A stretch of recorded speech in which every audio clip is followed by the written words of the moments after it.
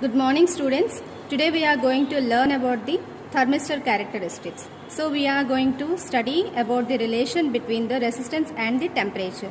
Okay. So this is a thermistor inbuilt kit. So in this kit we have four important components. First one is the galvanometer. Second one is the Wheatstone bridge. Third one is the thermistor, and fourth one is the variable resistance. Okay. And this is the oven. Okay.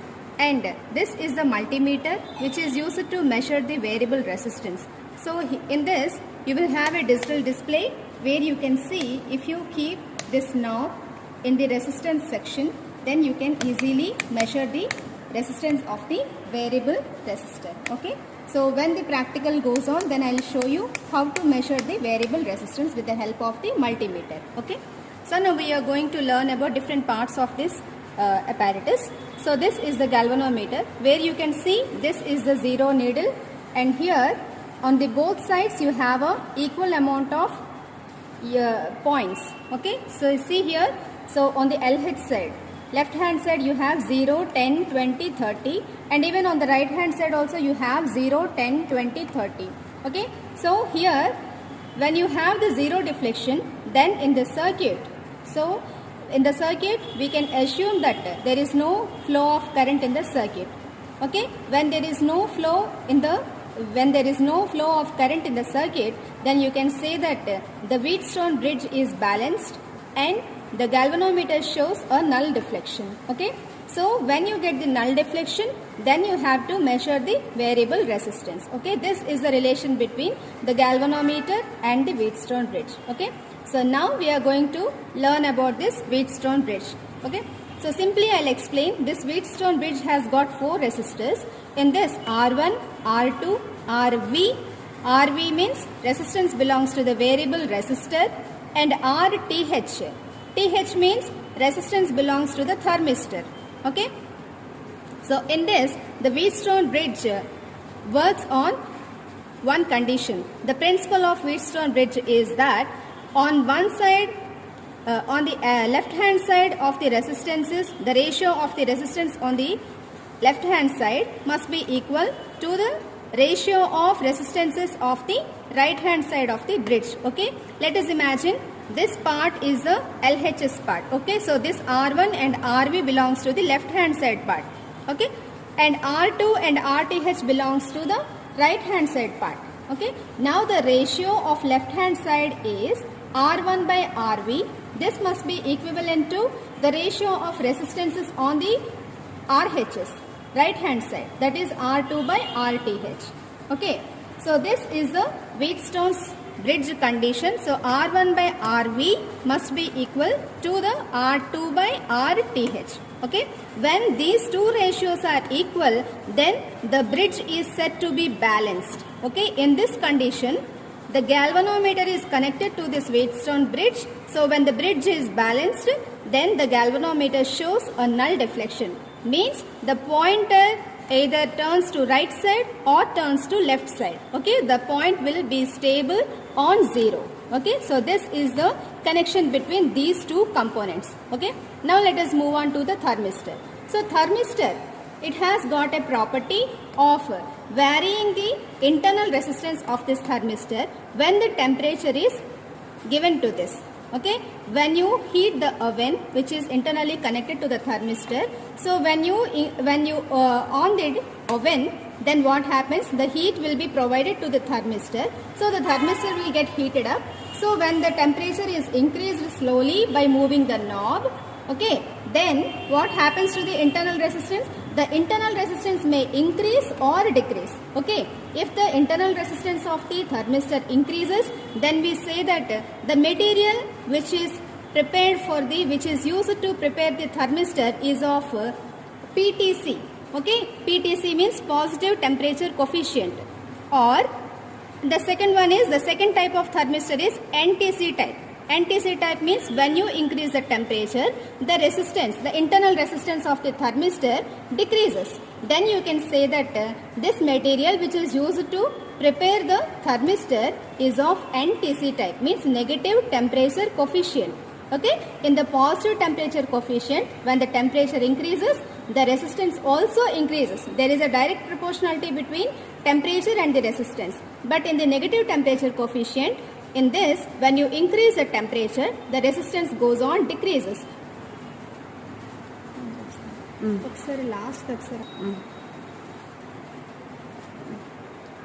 So this is the oven. When we keep the knob in this direction, then the oven will be in on mode. So you can vary the temperature. You can slowly increase the temperature or moderately increase the temperature, or fastly you can in a speed manner you can increase the temperature. Okay, so this is the knob which is used to control the temperature. Okay, so these are the 4 important components which is used in this experiment. Okay, now I am going to show the connections of this circuit. So this is the galvanometer's positive and negative terminals. So these terminals must be connected. So the positive terminal of the galvanometer must be connected here, and the negative terminal of the galvanometer must be connected here. These 2 connections are the parallel connections of this galvanometer. Okay, see, the positive is connected to the positive terminal and the negative is connected to the negative terminal. So these 2 are parallel connections of the galvanometer. Now you have a power supply ports. So the positive terminal of the power supply must be connected to the positive terminal of the power supply over here in this Wheatstone bridge, and the negative terminal must be connected over here. So these two terminals are the positive and negative terminals of the power supply. Okay, this is the parallel connection of this power supply. Now we will move on to the variable resistors. So the variable resistors are these 2 are the probes which belongs to the variable resistances. So the variable resistors probes must be inserted over here. So these 2 are the parallel connection of the variable resistors. Okay, so the resistance can be varied with the help of this knob. Okay, and this is the oven. As you all know that how to operate this oven. So now I am switching the one more connection is left. So this is the thermistor's connection. So these 2 probes must be connected to the internal resistance of the thermistor. Okay, so this is the parallel connection of the internal resistance of the thermistor. Okay, these 2 probes belongs to the thermistor. Okay, like this we have to construct this circuit. So now I am switching it on. So this, see here, so the power is on now. You can see the galvanometer's deflection is in out of condition. So now I will vary.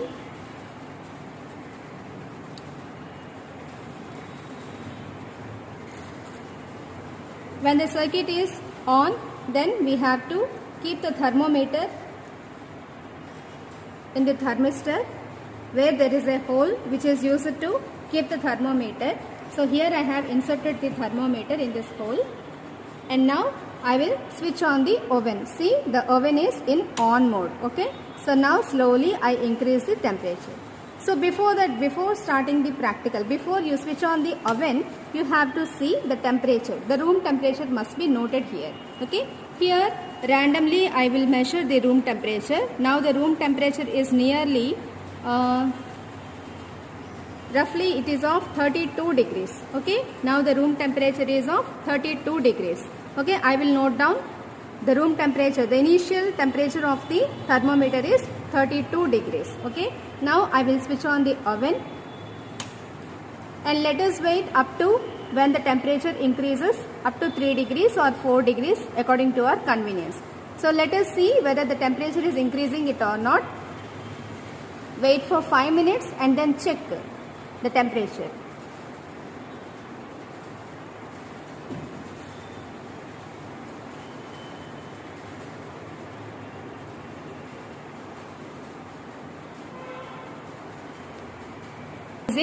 So as the temperature increases, you can see here the deflection in the galvanometer. The pointer moves in any one of the direction. Okay, so the pointer can move either in positive direction or in negative direction, means left hand side or right hand side, whatever be the direction. If the point, you have to see whether the pointer is moving or not. Okay, so when you insert the thermistor, slowly the oven is heated and the temperature goes on increases.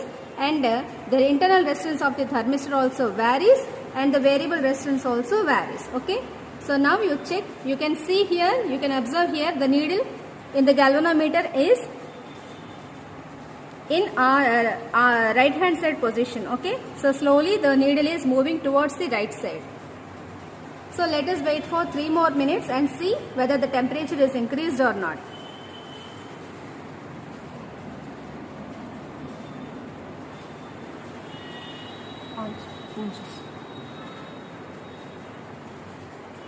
See, now the temperature is increased from 32 to 35. See, the temperature is increased to 35 degrees. Now what we have to do? We have to take the multimeter. The two probes must be inserted into the variable resistance terminals. Okay. Now you switch off the power supply and remove these two probes from this variable resistance and insert these two probes which belongs to the multimeter and keep the multimeter in 2000 ohms range. Okay. Now first of all, when you keep this like this, so you can see the digital display. See. So due to loose connection, sometimes the readings will be goes on varies. You need not worry about that. First, whatever reading you get in the initially whatever reading you see in the digital display, that is the resistance of the variable resistor.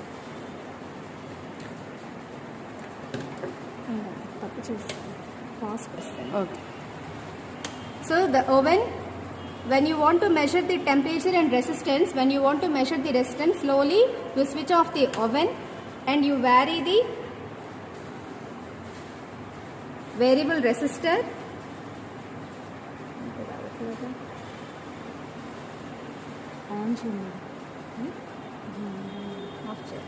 Variable resistance knobs.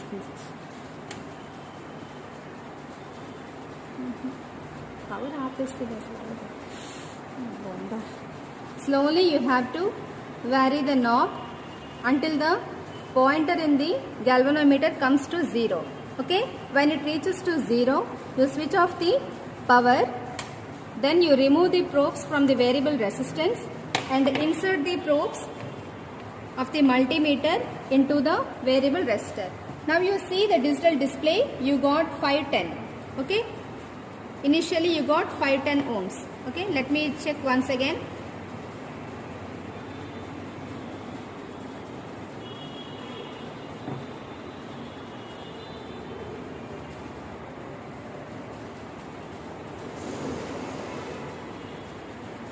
This 540, 535 is taken as the variable resistance. Okay. So like this you have to see the variable resistance in the multimeter by using multimeter. Okay.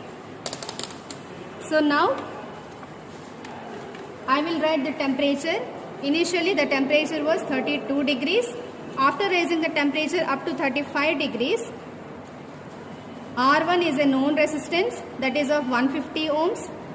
R2 is of 470 ohms. These two are known resistances, and RV, the variable resistance, is measured as 536 ohms, and RTH has to be measured now. Okay. So you have a condition for Wheatstone's bridge. The balancing condition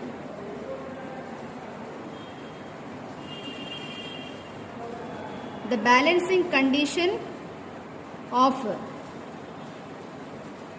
Wheatstone bridge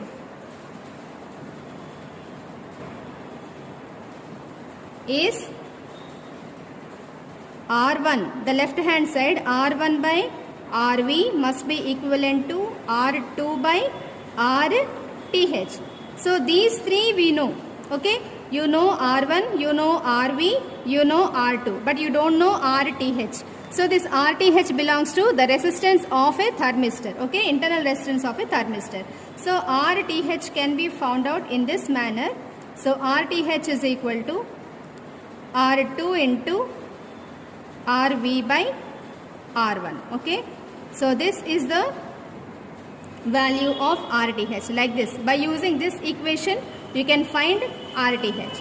So you have to take the temperature, you convert this temperature into T plus 273 degrees. It gives you Kelvin temperature, capital TK, and simultaneously you have to measure the variable resistance.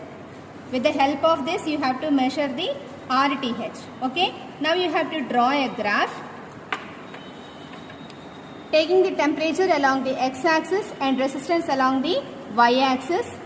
R is taken along the y-axis and temperature is taken along the x-axis. So that here you can see as the temperature increases, the resistance goes on decreases. Okay, this is the curve. What do you get while drawing the graph? Okay, you will get a graph like this. So let us imagine 2 points. So here 1 point and here 1 point. So when you cut this, when a line is drawn which is parallel to the x-axis from this point, you consider this point as T1. This is R1 and this point is taken as T2 and the corresponding point on the y-axis is R2. Okay, now you use the equation alpha is equal to R2 minus R1 by R1 T2 minus R2 T1. R2 T1 per degree C. Okay, so this is the coefficient of temperature coefficient. Okay, alpha is known as the temperature coefficient of such type of thermistor. So when you get the negative sign, obviously you will get R2 is lesser than R1. So in the numerator itself you will get R2 minus R1. So lesser value minus higher value, so that the answer will be in negative terms. Okay, so the negative term indicates that this belongs to the negative temperature coefficient. Means the thermistor, the material which is used to construct the thermistor is of negative temperature coefficient. Okay, like this you have to see the character, you can study the characteristics of the thermistor. Okay, by drawing a curve between temperature and resistance. Okay.